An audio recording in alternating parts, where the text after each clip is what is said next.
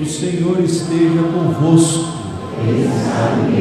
Proclamação do Evangelho de Jesus Cristo segundo Lucas. Os pais de Jesus iam todos os anos a Jerusalém para a festa da Páscoa. Quando ele completou 12 anos, subiram para a festa como de costume. Passados os dias da Páscoa, começaram a viagem de volta, mas o menino ficou em Jerusalém, sem que seus pais o notassem. Pensando que ele estivesse na caravana, caminharam um dia inteiro. Depois começaram a procurá-lo entre os parentes e conhecidos. Não o tendo encontrado, voltaram para Jerusalém à sua procura. 3 dias depois, o encontraram no templo. Estava sentado no meio dos mestres, escutando e fazendo perguntas. Todos os que ouviam o menino estavam maravilhados com a sua inteligência e suas respostas. Ao vê-lo, seus pais ficaram muito admirados e sua mãe lhe disse: meu filho, por que agiste assim conosco? Olha que teu pai e eu estávamos angustiados à tua procura. Jesus respondeu: por que me procuráveis? Não sabeis que eu devo estar na casa de meu pai? Eles, porém, não compreenderam as palavras que lhe disseram. Jesus desceu então com os seus pais para Nazaré e era-lhes obediente. Sua mãe, porém, conservava no coração todas essas coisas. E Jesus crescia em sabedoria, estatura e graça, diante de Deus e diante dos homens. Palavra da salvação.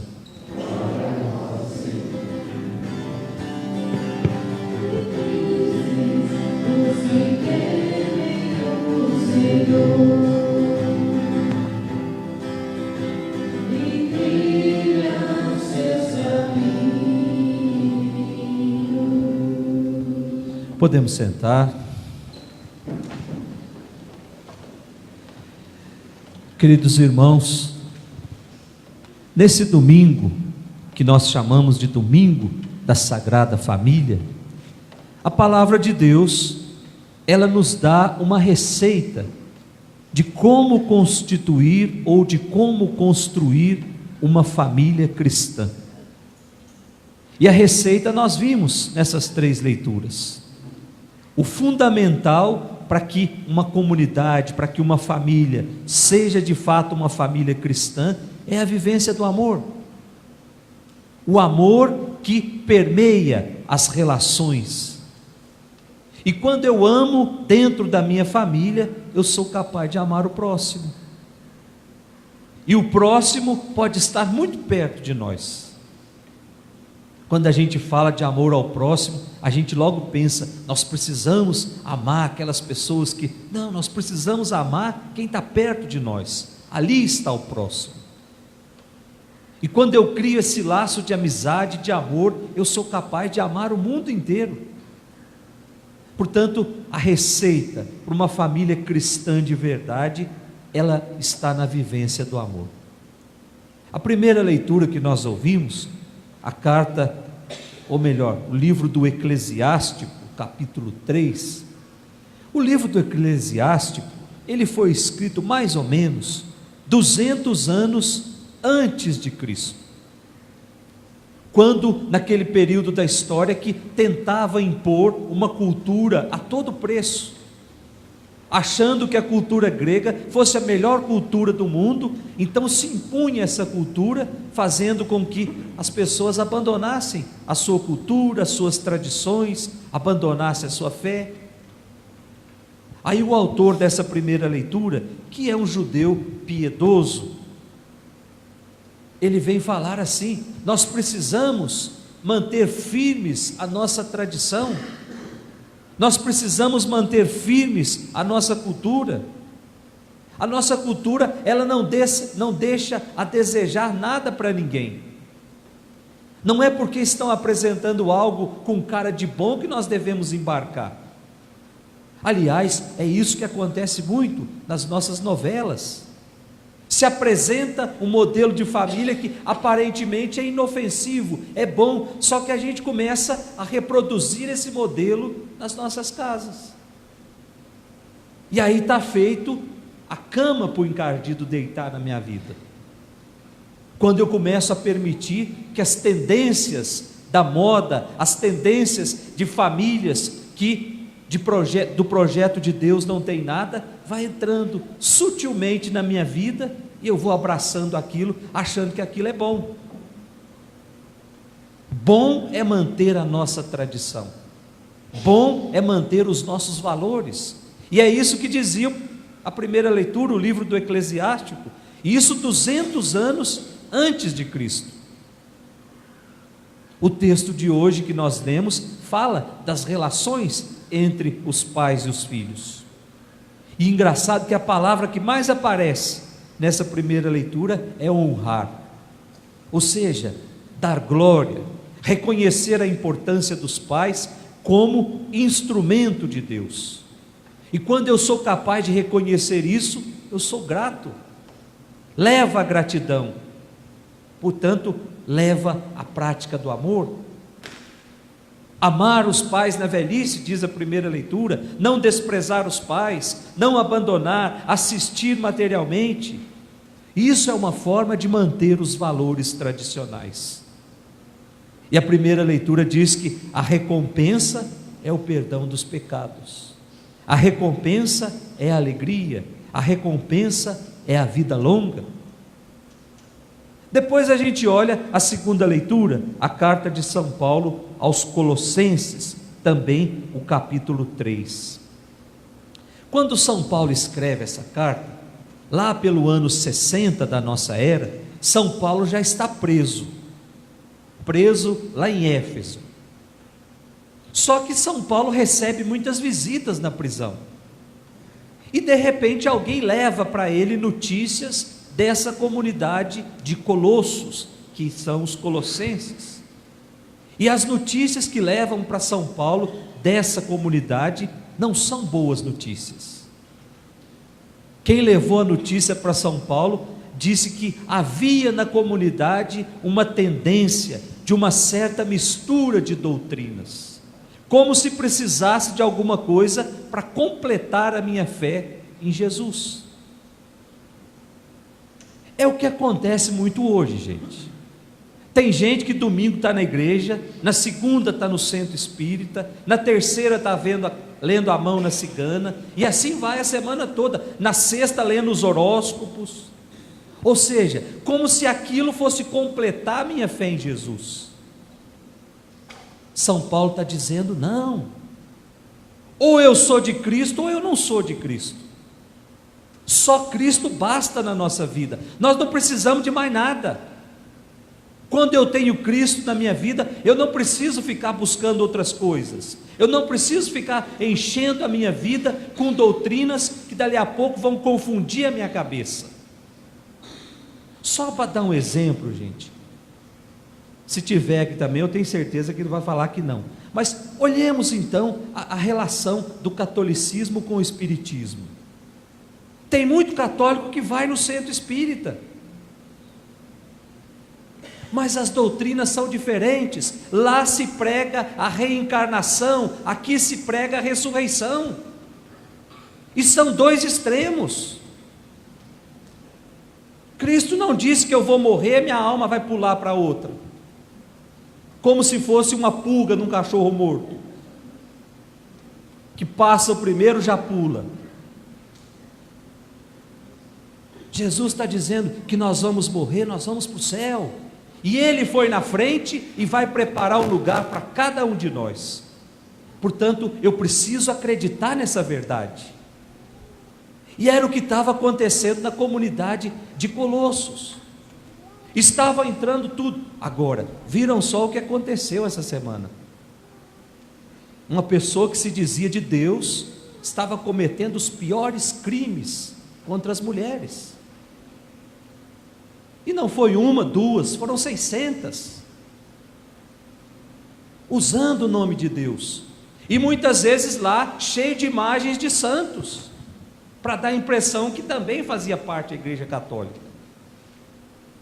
Então nós não podemos confundir a nossa fé. A nossa fé precisa ser em Jesus.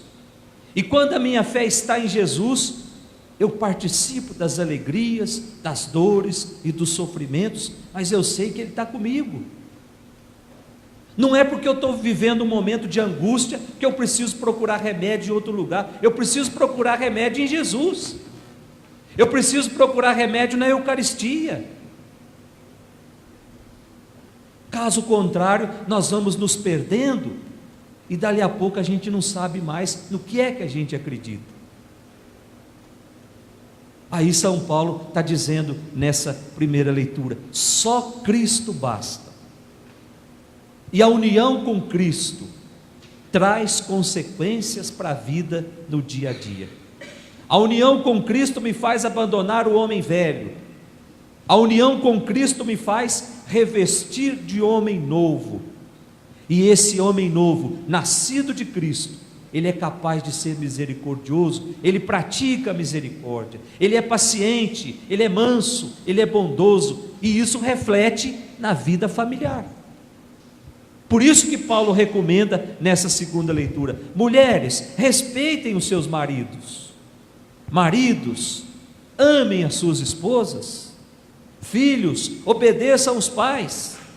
Pais, não sejam excessivamente severos para com os vossos filhos.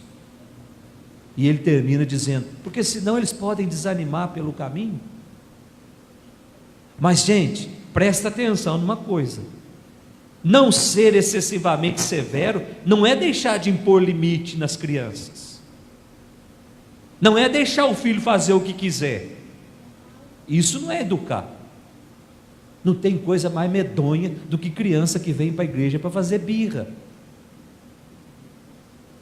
e os pais acham bonito. Criança correr de um lado para o outro é bonito, porque onde tem criança tem família. Agora, para fazer birra, dá uma volta no shopping para ver quando uma criança para, uma criança que não é bem educada, quando para na frente de uma vitrine e quer comprar determinada coisa, e o pai e a mãe falam que não vai comprar. O escândalo que faz dentro do shopping. E muitas vezes os pais acham aquilo bonito. Não pode deixar de pôr limites, porque senão eles vão desanimar pelo caminho, mas por outras coisas. Pôr limites faz parte da educação. Isso não pode, porque a consequência disso é isso. Pais que deixam os filhos fazer o que quiserem são os mesmos filhos que vão escolher qual é o asilo que vai internar o pai depois, porque não sabe limite, não tem limites. Quando percebe que os pais já não estão dando muita coisa, então quer descartar, porque o mundo ensina assim. E por fim a gente olha o evangelho de hoje, o evangelho de São Lucas, o capítulo 2, que nos apresenta também uma catequese bonita sobre Jesus e a missão que o Pai confiou a Jesus, mas sobretudo mostra o quadro de uma família exemplar, a família de Nazaré. Gente, do ponto de vista de hoje, se nós olharmos para a família de Nazaré, nós vamos perceber que a família de Nazaré, enquanto família, enquanto constituição, ela não é um exemplo para nós, porque Maria não casou com José. Jesus era um filho rebelde, não se perdeu no templo, não ficou para trás, não abandonou. Mas do ponto de vista de obediência ao projeto de Deus, a família de Nazaré é a família modelo para cada um de nós. E nós podemos observar duas coisas importantes nesse evangelho de hoje. Primeiro, trata-se de uma família onde existe o amor verdadeiro. Trata de uma família onde existe a solidariedade entre os seus membros.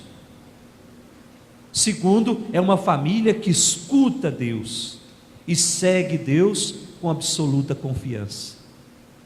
É uma família que obedece a Deus. Não é o que está lá no versículo 51 do nosso evangelho de hoje? lá no finalzinho, Jesus desceu então com os seus pais para Nazaré e era-lhes obediente. Portanto, uma família que obedece ao projeto de Deus, uma família que não discute, uma família que não argumenta, uma família que cumpre à risca o projeto de Deus.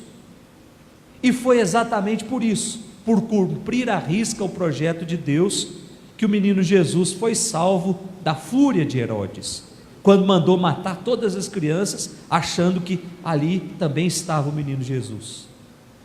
Por ser obedientes a Deus, seguiram a proposta de Deus, então o menino foi salvo.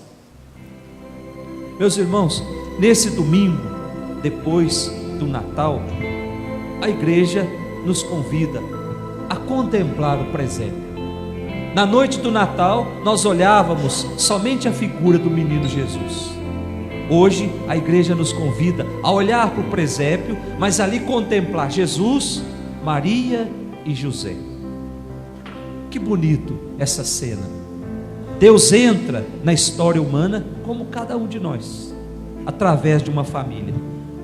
Portanto, ao ter a sua família entre nós, Jesus está querendo nos dizer que a família, ela é sagrada, que é na família que nós vivemos a primeira e fundamental experiência de amar e de ser amado.